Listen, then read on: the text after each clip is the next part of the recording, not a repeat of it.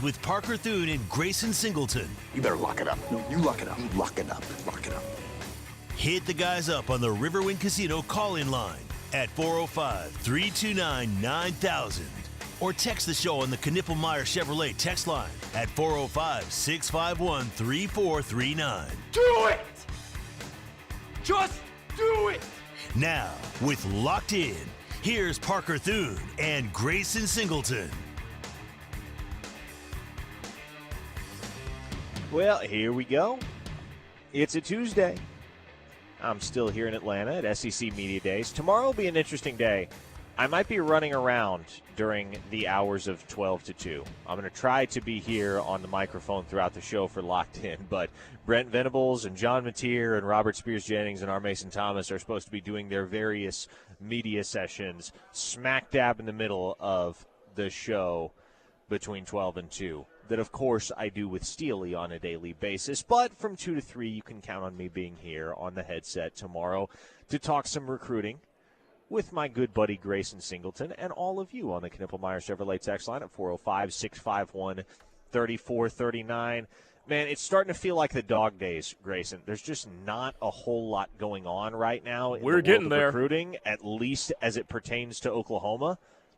As we wait on a decision from four-star wide receiver Davian Gross, really the only other recruitment that hangs in the balance in which Oklahoma is prominently involved is the recruitment of three-star defensive lineman T-Ron Richardson. I mean, Jake Krell's recruitment is going to run into the fall. That's not coming to an end anytime soon, but it's kind of like Davian Gross, T-Ron Richardson, and what else over the course of the rest of the month of July for Oklahoma. There's not a ton of storylines to be found, and no doubt this comes at a pretty inconvenient time for a lot of Sooner fans that are antsy about the state of the 2026 class, which currently, depending on which service you pay attention to, is unanimously across the board not a top 20 class. No longer a top 20 class after the Sooners failed to land Jacob Eberhard over the weekend.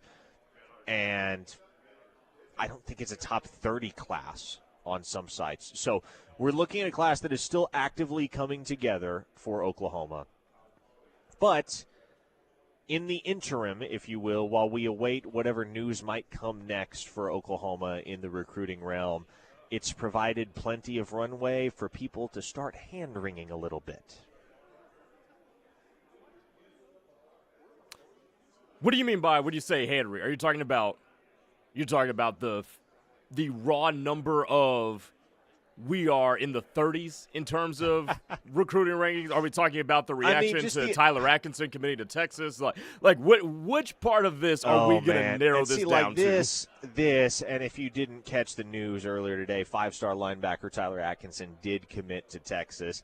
And that just kind of exacerbates it all, Grayson. I mean, when you're in the middle of summer and there's not that much else to talk about, not that much else to follow, and it's really just recruiting, and your program is having some success but not enough success for your liking on the recruiting trail, you compound all of that with the reality that your rival, your chief rival, is recruiting exceptionally well right now. Mm-hmm. Oh, it's going to be a rough few weeks ahead. I'm buckling down for it. Because it's one thing if Oklahoma is just recruiting a ho-hum class, and I think to a lot of folks that's what it looks like right now is a ho-hum class. I'm perfectly confident that it's going to round into shape for the Sooners, but there are those who do not share that perspective. There are those who are legitimately worried. And that worry is only heightened when you have a program like Texas that, according to Pete Nakos' latest post on On3, based on an anonymous poll that he conducted amongst college football coaches, those in the game, those that are currently actively in the fight when it comes to talent acquisition and recruiting and roster construction, all of those folks that Pete Nakos polled believe that Texas is spending more money right now than any program in college football. Which we never talk about, by the way. There's not much that comes back to Texas spending a bunch of money. We talk about the money USC spends, or the money that Texas Tech has been spending, or the money that Oklahoma is not spending. But one of the programs I feel like, even though we know there's money there, is that not one of those programs that we just completely leave out of this conversation when it comes to their recruiting with money? I also think it's more difficult for the average recruiting follower to distinguish whether or not Texas is just winning these recruiting battles with money, because they have been successful of late. They've been to 2 straight college football playoffs. And so that's where I was going. Yeah, when you see a 5-star commit to Texas Tech, you feel like you have a pretty strong idea of what that's about. When you see a 5-star commit to USC, you feel like you understand what is afoot there. But when a 5-star commits to Texas, you're less inclined to point the finger at the sack of cash because, well, 5 stars want to play for winning programs, right? And Texas, at least as of late, has been a winning program. Which, if you're a Sooner fan, basically just makes this dilemma that much simpler for you. Because all you have to basically do is just win football games. We've talked about this ad nauseum over the past 2-3 weeks or so. When it pertains to Davian Gross, when it pertains to Jake Krell, when it pertains to certain other targets that Oklahoma is going after. You win games, you get them. That's what this is coming down to because, like Kirby Smart said in the clip that you guys played, I believe in the 12 o'clock hour, Georgia is still recruiting based on relationship. And that is the Oklahoma model of doing things, by the way. The big difference between Oklahoma and Georgia is that prior to last year, Georgia won back-to-back, or 2 years ago, Georgia won back-to-back natties, and Oklahoma has gone 6-7 in 2 of the first 3 years under Brent Venables. That's the big difference there. But when you marry winning and relationships, especially with a staff like Brent Venables has assembled here at Oklahoma, with the addition of Jim Nagy, you win football games. The entire tenor of the conversations that you and I have been having over the course of the last 2-3 weeks flips on its head. So ultimately, this is very simple. Now, winning may not be simple, but the equation is very simple. You want to improve in recruiting? Sure, there's going to be some money involved, but win football games and see how much your fortune changes in that regard. The Knippelmeyer Chevrolet text line, once again, is 405-651-3439 if you want to chime in. The show is brought to you today by Dorsey Jones Buick GMC out in El Reno. Family-owned and operated. Great staff, great service technicians out there. Let them get you set up with a GMC. Whether you go with a sedan, whether you go with a truck, whether you go with an SUV, GMC offers reliability. And Dorsey Jones offers half-price oil changes on Saturdays as well, which is a heck of a deal because oil changes can get pricey these days. So we appreciate Dorsey Jones' partnership. And just to give you a preview of what's ahead, I figured, you know what, we're at SEC Media Days. Might as well stack the show with guests because we don't often do guests here on Locked In. But we do have John Williams, who does an awesome job with the Locked On Sooners podcast and has for years, joining us next segment at 2:20. At 2:40, we're going to welcome in J.D. Piquel, the national voice of college football for On3 Sports. He does the Hard Count, is the name of his show. You've probably seen him on social media. I know Steely and I have played a ton of his audio. He's a big OU believer going into calendar year 2025 in the college football realm. And so I'm looking forward to catching up with JD at 2:40 as well. So guests the rest of the way after this segment. It'll be a fun time.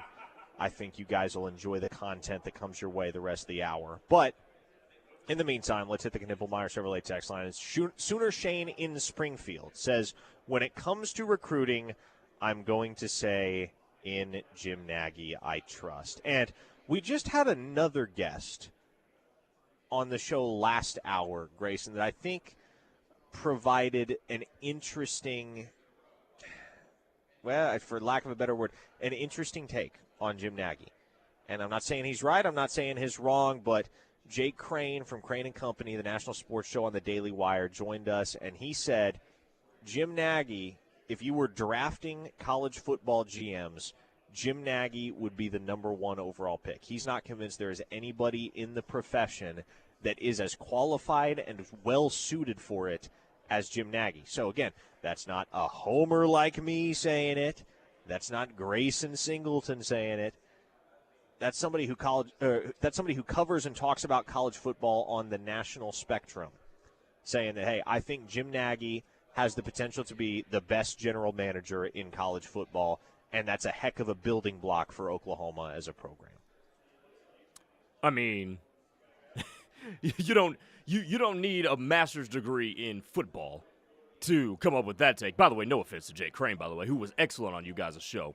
But no, I mean, I think that's the obvious answer, is that with his background with the Senior Bowl, and prior to that, his background as a scout and a member of a front office in the NFL, yeah, there is no one that comes close to being a part of an NFL structure while still being an intimate part of the college football family. Like, you could say, well, Michael Lombardi was an NFL GM, yeah, but Michael Lombardi has not been so intimately involved with college sports as Jim Nagy has been since their times in NFL front offices. So, I mean, 100%. I mean, there's no argument to what Jay Crane said there. Jamin from Tulsa on the Knippelmeyer Chevrolet text line says OU is only in on 3 more guys. Quick count: Davian Gross, T-Ron Richardson, Jay Krell. Checks out. OU is only in on 3 more guys. That won't get them very far. So how do you think it can end top 15? Well, a very simple answer here. Grayson, I think there are guys that will wind up in Oklahoma's class that the Sooners have not yet offered, that are not yet on our radar as OU dudes. And by the way, I would throw a 4th guy into that list of names that you referenced, because Joel Wyatt from the state of Tennessee, 2-way athlete, top 100 consensus prospect across the country, he's going to take an official visit to Oklahoma this fall. I can't promise you that he winds up a Sooner, but he's heavily considering the University of Oklahoma. So that is somebody that I would categorize as guy number 4 on the list of current targets. But there will be future targets that the Sooners have not yet offered. They're going to need more bodies at wide receiver. They're going to need more bodies at defensive tackle. They're probably going to need to take another offensive lineman. And also, Grayson, as we discussed in great detail yesterday, there may be flip targets that emerge. Safety, yes, they need another safety, no doubt. But there may be flip targets that emerge. There may be guys that Oklahoma has recruited in the past. You think about wide receiver, Jaden Petit and Jordan Clay certainly seem to fit this bill. Guys that committed to programs that don't necessarily have the same record of excellence on the offensive side of the ball as Oklahoma does. And also their programs, respectively, are entering precarious situations as far as wins and losses in 2025. And so if Oklahoma can go out there and stack up the wins this fall while Baylor scuffles or while Wisconsin scuffles, what you may be looking at is you may be looking at a situation where Oklahoma is able to turn around and flip a blue-chip target or two, even though he committed elsewhere in the summer. Kyle from Sallisaw on the text line says, I might have missed this, but why did Krell drop so far? Is it just sizes and intangibles that don't project well? His play shows why that shouldn't matter, and I think that goes back to the news yesterday with the release of the new Rivals recruiting rankings in the 26 cycle. The Jay Krell is all the way down at number 176. And, look, this is why I encourage everyone to watch the tape for themselves. Make your own judgments on Oklahoma's commits, their signees, the guys that wind up in the class, and you come to your own informed evaluation of what the class entails, because you're going to have disagreements with the rankings, inevitably. Every single fan base in college football is convinced that the evaluators and analysts that compile the rankings are out to get their school in one capacity or another, which is not true, but you can't convince people otherwise. And so, watch the film. If you love a guy that Oklahoma lands, why should it matter to you where he falls in the rankings? I think Jake Krell is an excellent example of this. You cannot convince me that there are 175 college football players, or high school football players, I should say, in the country that are better than Jake Krell. And that's because I've watched the tape. I've watched him in person. I've evaluated him as a player. I think, okay, if Oklahoma winds up with Jay Krell, that's somebody that's probably pushing for playing time as a true freshman. And if that's the conclusion that you come to about Krell or anybody else in Oklahoma's class, Again, at that point, should he commit to the University of Oklahoma, the Sooners are getting a dog. The Sooners are getting somebody that's going to bring a ton of value to the institution and to the program. Does it really matter where he gets ranked? Because the second he signs, none of that matters anymore. He enrolls as a true freshman. Hey, everybody's on equal footing. Everybody's fighting for playing time. It's a dog-eat-dog world, and if he can play, he's going to see the field for Oklahoma. Also, this is worth keeping in mind as a minor footnote. The goal of the recruiting rankings is not, and this is a very common misconception, I'm not saying this is the way it should be or shouldn't be, but the way that recruiting analysts and scouting evaluation personnel, the folks with a hand in the rankings, the way they see it is they're not trying to rank the best high school football players in the country. They're not saying, the number one prospect is the number one high school football player in the country. The number 50 prospect is the number 50 high school football player in the country. No, they're trying to project ahead to the NFL draft. What they're saying is our belief, based on this guy's physique and skills and body of work and character and intangibles, if we're going to rank him the number one prospect in the country, we believe that all other factors equal, he will wind up being the number one pick in the NFL draft. I'm glad you brought that up as it pertains to Jake Krell, because you and I both watch draft coverage, as do a lot of the Ref Army listening now. What is one thing that when it comes to linemen that is usually nitpicked to the bone in the NFL draft process? It is arm length. Yep. How many times do we hear about Will Campbell with his short arms? How many times do you hear about other defensive ends and offensive tackles? So Jake Krell, when it pertains to how he's going to project to the NFL, that is something he is always going to be nitpicked about, is that he does have shorter arms than a lot of scouts would typically love. It's an interesting point you bring up about how the recruiting rankings are done, which makes perfect sense why Jackson Cantwell is the consensus number one. Well, and basically what they're saying is if they rank Jake Krell as the number 176 overall player in the country, that equates to, a sixth-round grade on him? Again, which makes it seem a lot worse. Yeah, the assumption that's baked in there, which obviously will not wind up being the case, is that everybody in the cycle is going to progress on the same timeline and graduate college on the same timeline, which won't happen for a variety of reasons. But basically they're saying if these guys all spend 4 years at the collegiate level and they're all coming out as NFL draft prospects on the same timetable, we believe Jake Krell is going to get selected number 176. If Jake Krell has the type of college career he's more than capable of having and should have in Oklahoma's system, he's going to get drafted higher than the sixth round. Now, I don't know that he's going to be a first-round guy. For the same reason, I don't think our Mason Thomas is going to be a first-round guy. Not because he's not a really freaking good football player that can have a successful career at the professional level, but he has physical limitations, and the NFL, more so than ever before, is a traits-driven league. Mm-hmm. And that's what may prevent our Mason Thomas from going in the first round, even if he does have a really strong season. And that's what may, in some folks' eyes, prevent Jake Krell from being a surefire early-round NFL draft projection a few years down the road. Okay, John Williams is here. He is set to join us in the next segment. We'll talk to him about OU football and recruiting. What else? Keep it here on the Ref. The Homo Sooner fans will be back in just a minute. Now that open enrollment for healthcare coverage has ended, there's still several options to consider that just might benefit you. Need to purchase your own health insurance? Confused about Medicare? Considering offering benefits to your employees? Call the agents at Allison Insurance, featuring 70-plus years of combined insurance business experience. They're able to help clients avoid mistakes when purchasing individual or group health insurance. Call Allison Insurance at 800-580-5587 or 745-2968. They are the experts. I'm Noble McIntyre, and I'm the father of 3 daughters. Protecting them has been my highest priority. Protecting the vulnerable should be the responsibility of all of us. Every year, thousands enter residential treatment facilities seeking safety and care. Reports of abuse, including sexual and physical abuse of minors in their care, have plagued these institutions for years. Major facilities have been investigated, shut down, and staff convicted, but the problem persists. If you or a loved one have suffered abuse, call McIntyre Law at 405-777-7000.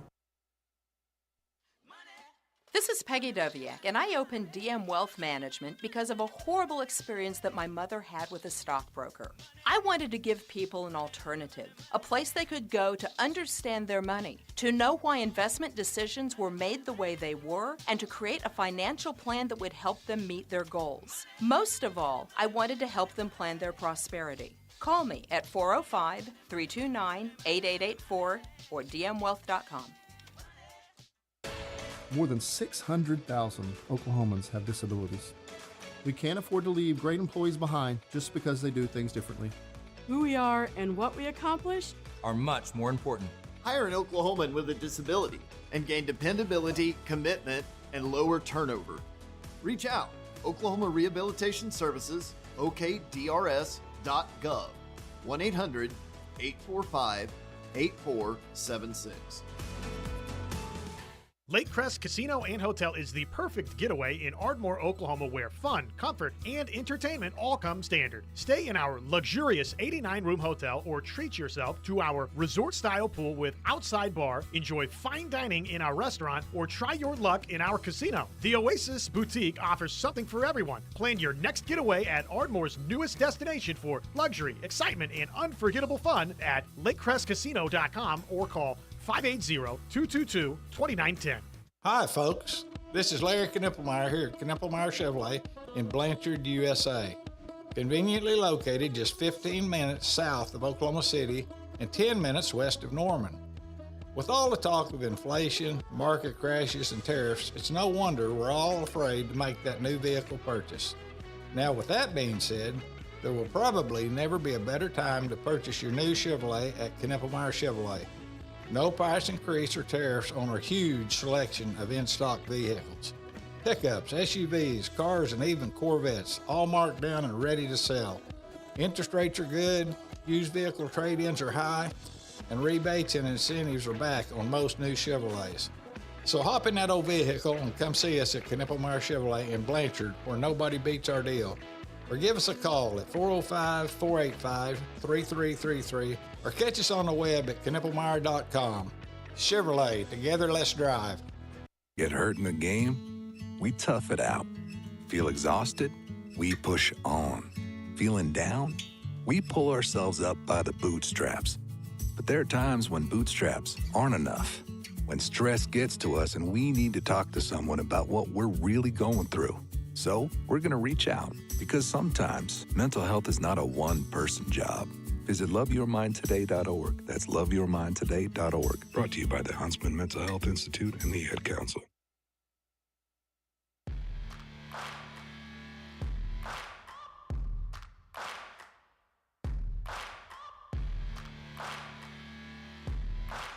Oh, we have a scandal on our hands here at SEC Media Day. It's about time. It's about time. We needed a good scandal before the end of day 2, and we have one, Grayson Singleton. Apparently, and obviously I was not in the room for it because I'm up here on level 2 on Radio Row, but apparently Steve Sarkisian, Texas head football coach Steve Sarkisian, just walked out to his press conference down on the first floor in the main media room. To the Aggie war hymn. Someone's getting fired. Oh, boy. Because, I mean, of all the, the only one that would be worse would be Boomer Sooner, right? If you're the Texas head coach, the only one that could be worse in that context for you to play mistakenly would be Boomer Sooner. So I guess at least it wasn't that, but yes, somebody's getting an earful right now. Okay. That's bad. We welcome to the show now, at this time, a longtime friend of the program, Locked On Sooners host John Williams. Been doing a fantastic job with that podcast. What, 5 years now? Almost 5 years. In September, it'll be 5 years. Okay, I was about to ask when the 5-year anniversary was. I knew it was either coming up or had just passed, but there we go. So it's been almost 5 years for John hosting the Locked On Sooners podcast. John, thank you so much for your time. Thanks for being willing to stop by. Always great to see you. That's the great thing about being at SEC Media Days. Get to see a lot of familiar faces that you don't get to see on a daily or weekly basis. So, yeah, glad we get to go face-to-face here. If you got a question for John, fire it at us on the Knippelmeyer Chevrolet text line at 405-651-3439. But, man, I guess let me keep it pretty broad with you to start. What are your overall feelings on just how the offseason has progressed for Oklahoma? A ton of new going into 2025. It feels like there's so little that we know about what this football team is or will be this coming season. Yeah, well, I think they hit the high notes. You know, you had to go into the offseason and you had to address a number of positions, particularly on the offensive side of the ball. They hit the home run with John Mateer. So far, he's won the offseason. He's got everybody impressed. SEC media folks, Oklahoma media folks, fans, everybody's impressed with John Mateer. Now all he got to do is go play games, produce on the field. You added offensive linemen in the transfer portal. You had to add that experience. You brought back a ton of guys on your offensive line, some good, some bad. There was some good snaps, some not so good snaps, but there were snaps that a lot of young guys got that you got to develop those guys continually.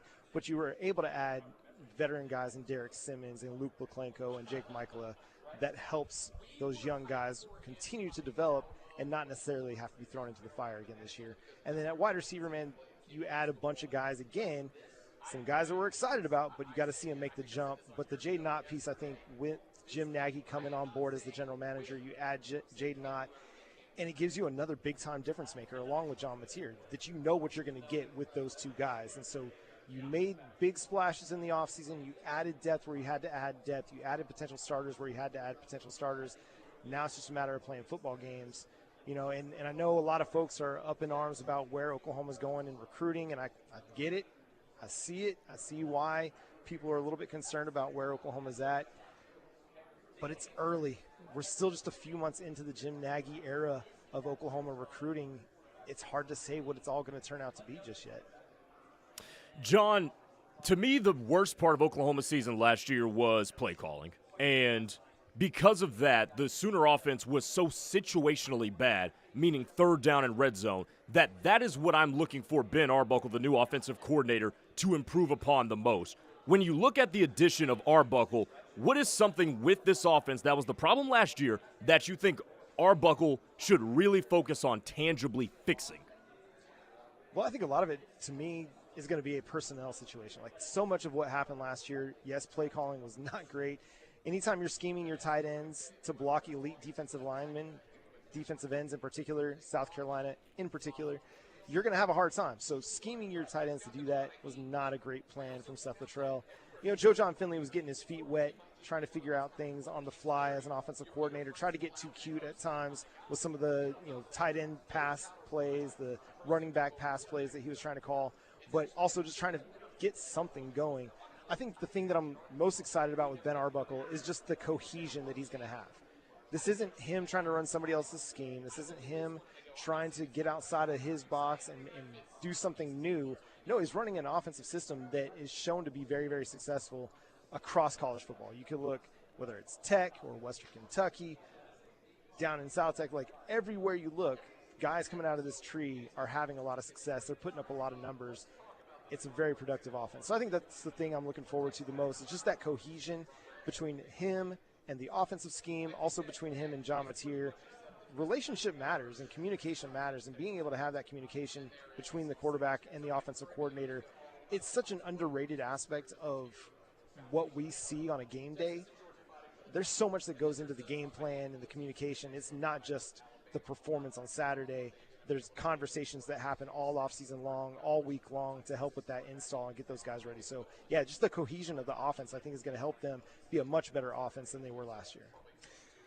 John, what are your feelings? And our guest, by the way, is John Williams of the Locked On Sooners podcast. But what are your feelings right now on the popular narrative that OU is in dire straits when it comes to recruiting? When you look at this 2026 class, what it is right now, what it can be, what it should be by the time signing day rolls around, what are your overall feelings therein? Yeah, I'm not expecting it to be a top 10 recruiting class in the nation. Let's just say that. I think this is a class that has a bit of dichotomy to it. The coaching staff started off the recruiting class. Jim Nagy came on board with like 9 months to go till the early signing period and just redirected Oklahoma's efforts. So you don't have that cohesion that I was talking about. Now, they might have cohesion in the room, but a lot of the work that the Oklahoma staff did up until Jim Nagy got hired, not necessarily saying it got thrown out the window, but it was just maybe redirected. And so things are just different now. And so it's hard to say exactly where this is all going to end up, but I think it's just too early to tell how it's going to play out on the field, because you can look at the star ratings, and I'm not going to sit here and say they don't matter, but you look at Bo and Nico Jandreau, and I don't know how you turn on their tape, their highlights, and not just see two really good football players in those guys. They're not very highly rated. So we got to give it time to play out, and I'm going to trust a guy that's got over 20 years of evaluative experience. You know, not every guy is going to hit on every single guy. Not every coach is going to hit on every single guy. It is going to be what it is going to be, but I think it's just, let's give it time. Let's see how it plays out. On the financial side of things, it's an interesting strategy. At the same time, if you listen to what he has to say, Jim Nagy, if you have players that are graded the same and one's going to cost $10 and one's going to cost $1, if they have the same grade, what makes sense? Like it's dollars and cents, and it's more of an NFL style of doing things. Like, you're not going to blow your cap on a guy that is going to cost 10 times as much as a guy you feel is an equally talented player. It's just not the way of doing smart business, and you have to be about doing smart business at the collegiate level now. And to that point, I'm so glad you brought up what you said about the Jandros, because I posed this question a couple of weeks ago. With the guys that Oklahoma has right now committed, raw number aside as to where they rank in the country, do you think we're actually undervaluing this recruiting class as it stands right now?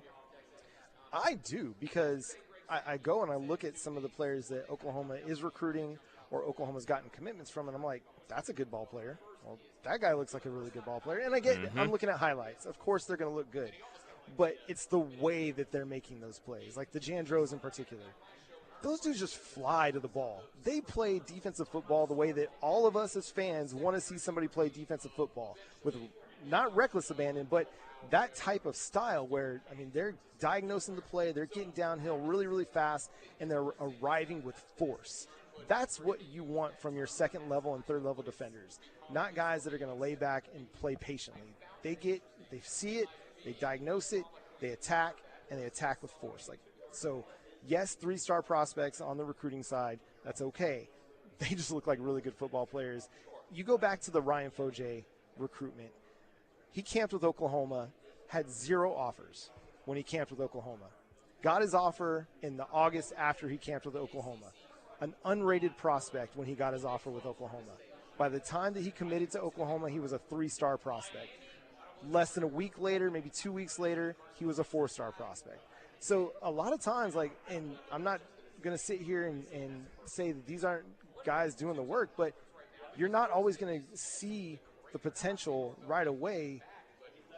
These guys are going to develop, and they're going to get better and better and better. But if you see it and you see the traits, like a Ryan Foje, who went from unrated to a 4-star in a span of like 7 months, these are the guys that Oklahoma's going to be going after sometimes, and you got to hit on these. It's the NFL draft, too. You're not going to draft all first-rounders, and you can't rely on just first-rounders to stock your team. You're not going to have all 5-stars on your team. You're going to have some.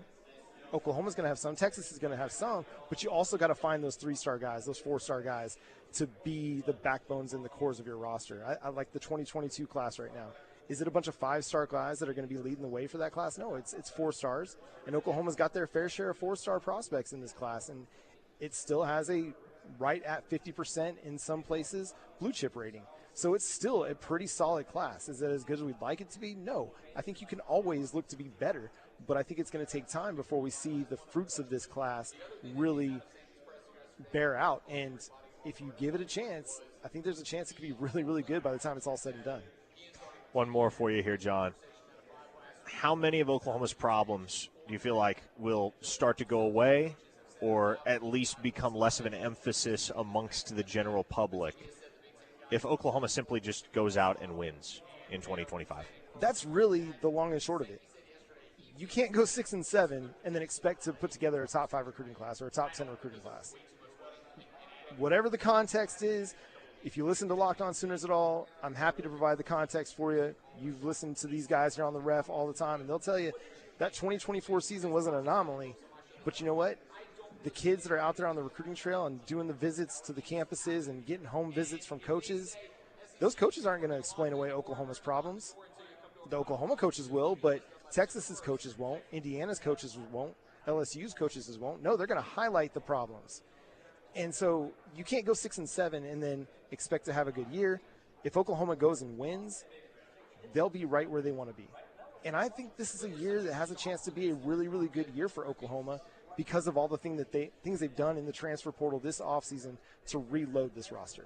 John Williams of the Locked On Sooners podcast. If you don't listen to Locked On Sooners, you should listen to Locked On Sooners. He and Jay Smith do a fantastic job with that podcast. And how do folks listen? Yeah, subscribe wherever you get your podcasts, also on YouTube. So just hit that button. And you guys are on YouTube yet? Yeah, we're on YouTube. Yeah, been on YouTube, almost 13,000 subscribers. So, yeah, we're on there. And, yeah, Amazon Prime, whatever. Amazon Prime? Yeah, Prime Podcasts. I didn't even realize Prime Podcast was a thing. Yeah. I knew you guys were on all the streaming platforms. Mm-hmm. You guys are on YouTube. I had no idea you guys were on Amazon Prime. You got a Prime membership. Podcast. You can listen to us ad-free over there. So boom. Yeah. How about that? Well, John, thanks so much for stopping by. Always great to catch up with you. Appreciate your insights. Yeah, thanks for having me, guys. All right, that is John Williams of Locked On Sooners. Coming up next here on the program, our last segment of the show here will be spent with J.D. Piquel of On 3. He joins next here on The Ref. The home of Sooner fans. Keep it right here. Do you eat, sleep, and breathe Sooner football? We do too. This is The Ref, home of Sooner fans. Beat the heat at Hey Pickle Pickle, Heyday Entertainment's brand new pickleball facility. With 5 indoor courts, Oklahoma summer won't be able to stop you from getting your game on. Learn more at heypicklefun.com and remember, drink responsibly. Life is yours to spend. Spend it expanding your balance. Spend it expanding your mind. Spend it wondering what comes next. Spend it trusting that God has a plan. Spend it taking small steps in your own life. Spend it making a big impact on someone else's. First United Bank. Spend life wisely. Hey Sooner fans, it's almost football season, and there's no better time to gear up than right now at Balfour of Norman, your locally owned headquarters for all things Sooner. Whether you're searching for your new lucky game day polo, tee, or hat, we've got you covered from top brands like Nike, Jordan, and Tommy Bahama. Looking to take your tailgate or watch party up a notch? Check out our great selection of OU glassware, flags, and serving pieces. Come support local, stock up on Sooner style, and get ready to yell Boomer Sooner, only at Balfour of Norman, where Sooner spirit lives year-round. Entrepreneurs in Moore, Norman, and South Oklahoma City have an experienced business partner in their neighborhood. Moore Norman Technology Center's Workforce and Economic Development Team understands the challenges entrepreneurs and small businesses face every day. From building an effective business model to hiring the right employees and managing cash flow, Moore Norman's business development experts can help you move forward confidently and thrive, knowing that you have a skilled partner at your side. Learn more about Moore Norman's Technology Center by calling 405-801-5000 or visit us online at mntc.edu. Fowler Automotive is proud to be a part of your community, where our passion and values lie far beyond the showroom. We believe that families, sports, art, and culture are at the heart of every thriving community, and it's important to us that we help build the communities that our dealerships call home. Stop by any of our 6 Oklahoma dealerships to see the Fowler standard hard at work. We pride ourselves on being friendly, helpful, honest, and fair. This is what drives us every day. Fowler Automotive, a proud partner of OU Athletics. Are you, your family, or company looking for a locally owned and trusted management group? Carlsbad Management Group is an owner, developer, and manager of high-quality apartment communities in Oklahoma. They are a locally owned and operated management company for apartments and self-storage units. They are committed to providing exceptional apartment homes, customer service, and increasing the value of multi-family communities under our management. If you would like a free management quote today, call Carlsbad Management at 405-701-1411 and be part of the Carlsbad family. The wait is almost over, and football is almost back. What better way to celebrate than to give members of the Ref Army opportunities to win big with the Ref's 3rd annual Gridiron Giveaway, live from Buffalo Wild Wings in Norman, just south of Highway 9 on Classen, and on July 30th from noon to 7, as we give away 70 different teams from the power conferences, and those lucky enough to get one of the final 4 finishers in the college football playoff will get one of our 4 grand prizes, including A hotel and Showplace Theater package from Riverwind. A PlayStation 5 with College Football 26, courtesy of Cavens. A Ref tailgate package, courtesy of Confidence Ford. And an OU ticket package, courtesy of Jana King. Plus, even members of the Ref Army who don't get a team still get a chance at one of our many instant prizes. That's the Ref's Gridiron Giveaway at Buffalo Wild Wings in Norman on July 30th from noon to 7. The home of Sooner fans. The Ref Sports Radio Network. Summer just got better with Heyday Entertainment. Join us for bowling, mini golf, laser tag, and so much more. And check out Hey Pickle Pickle, our brand new pickleball facility. Learn more at heydayfun.com. Heyday, where you choose your fun.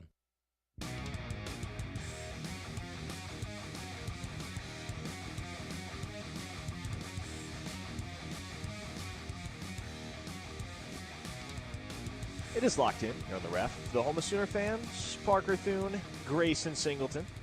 Grayson's back in the Buffalo Wild Wings studios.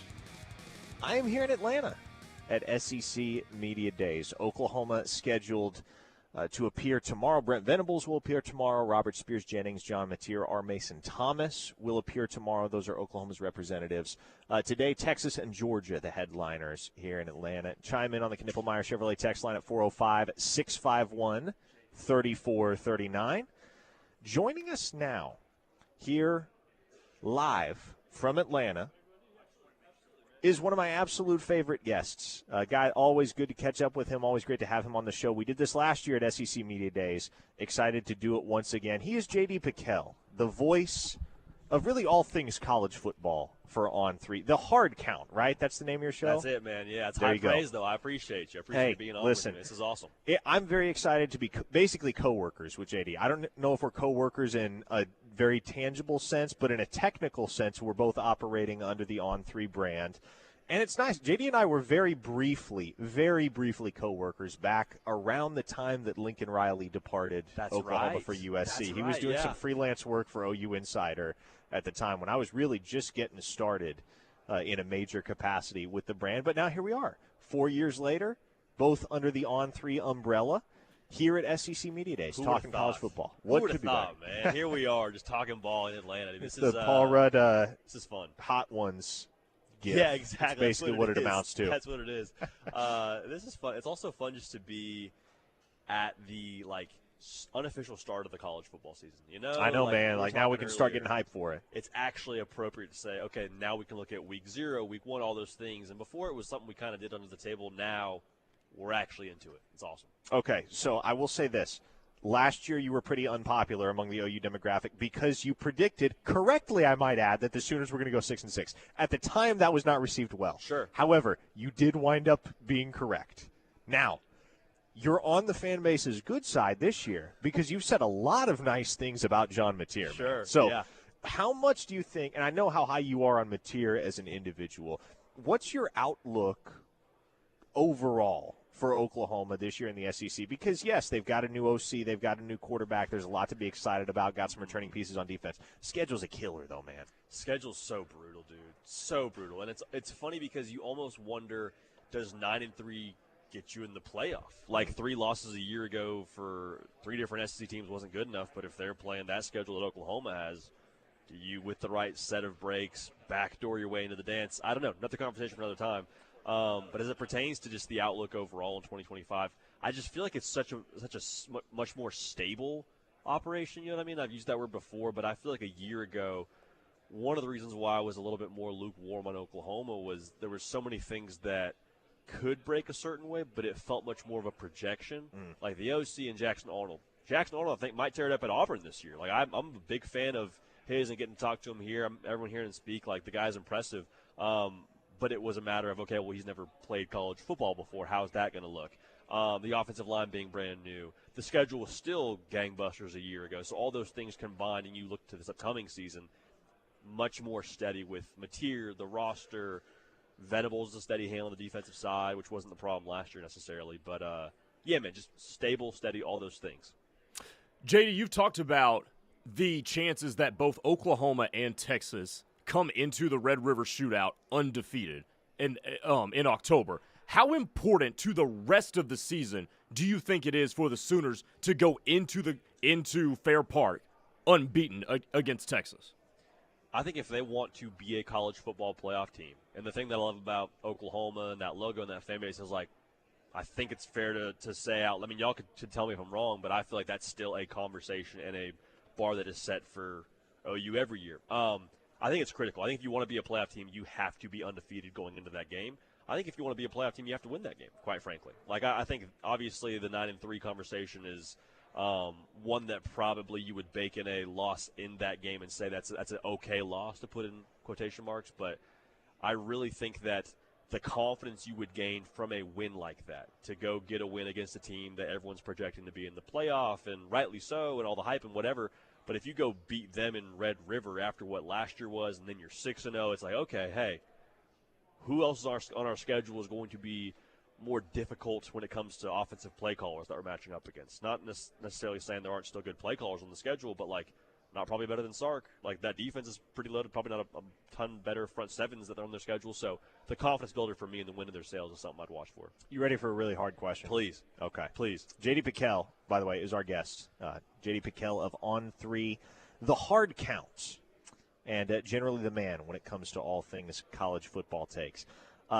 This comes from the Knippelmeyer Chevrolet text line. Chris from Knoxville asks, hey, JD, really enjoy all your work. If you had to give the absolute most pessimistic Sooner fan a glimmer of sunshine, what would it be? And here's where it gets tricky. Love it. Cannot list Mateer, Arbuckle, or anything defense-related. So. No Mateer, no Arbuckle, no defense.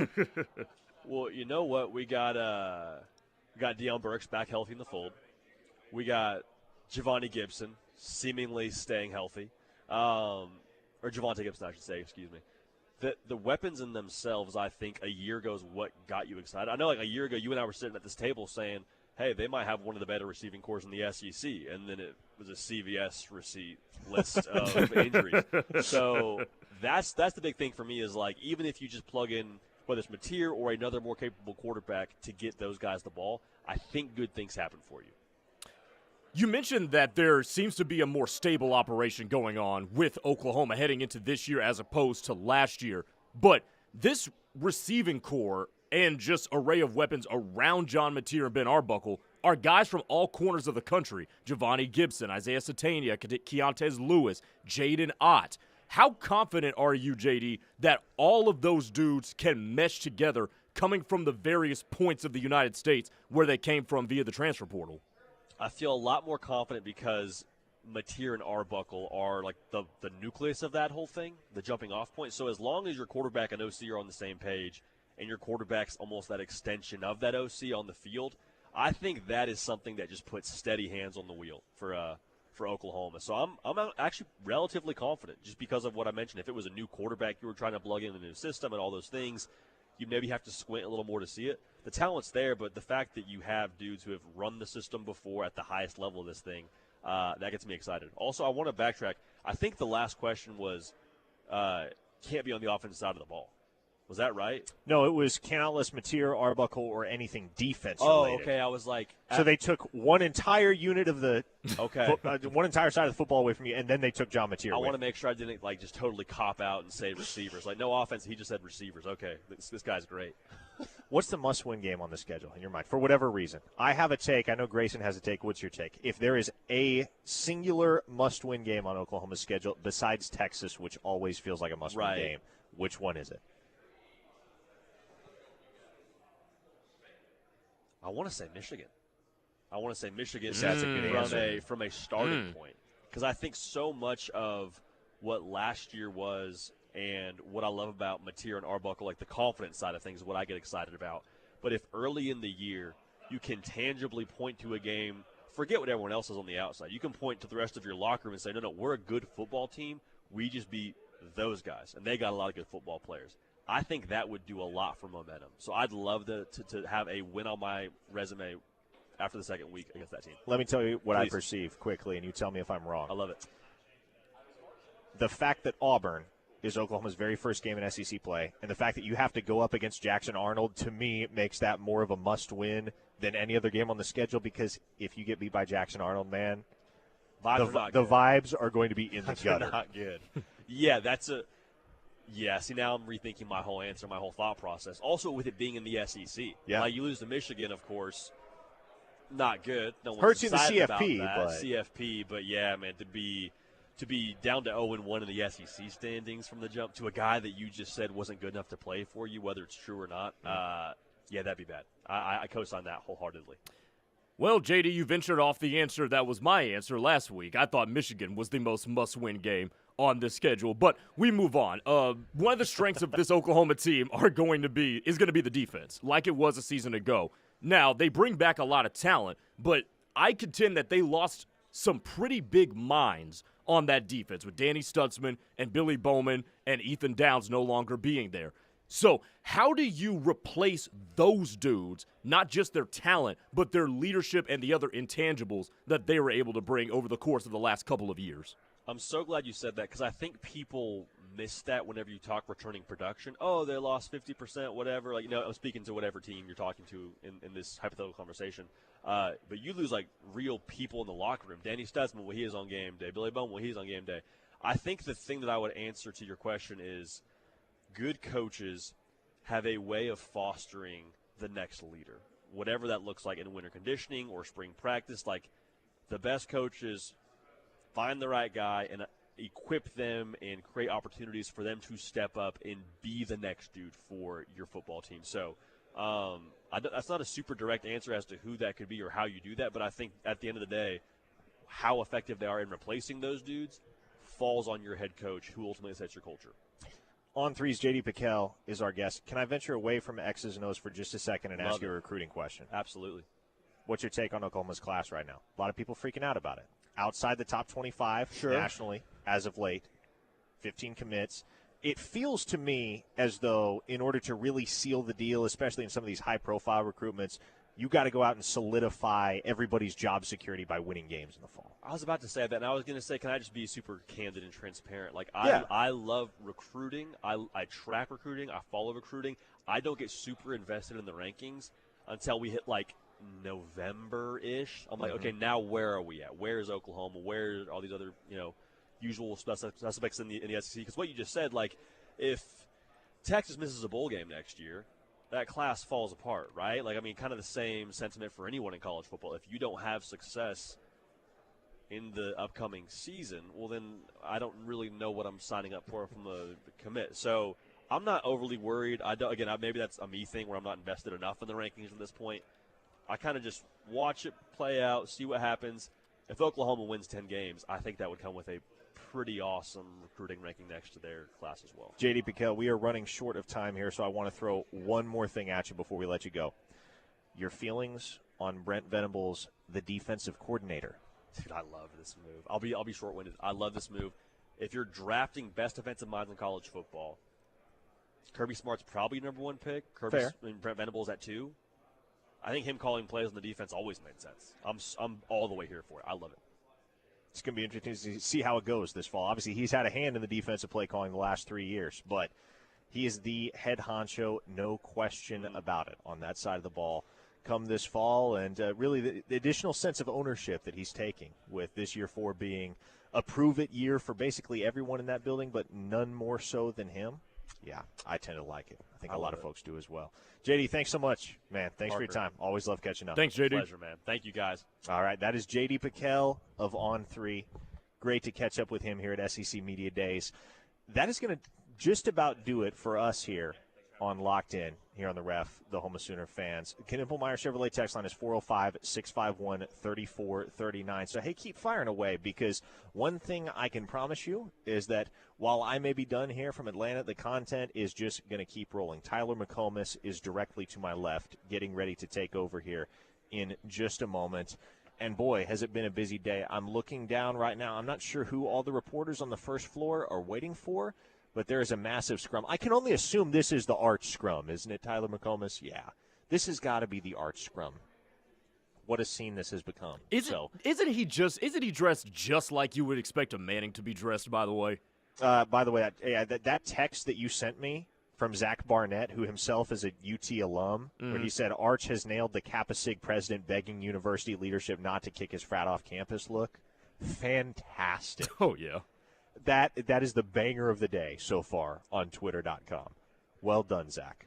All right, folks, for Grayson Singleton, I am Parker Thune, live from Atlanta here at SEC Media Days. Thanks so much for tuning in for an hour of OU football and recruiting talk on Locked In. We will do it all again tomorrow, same time, same place. Hopefully I'm going to be done running around like a chicken with my head cut off by then.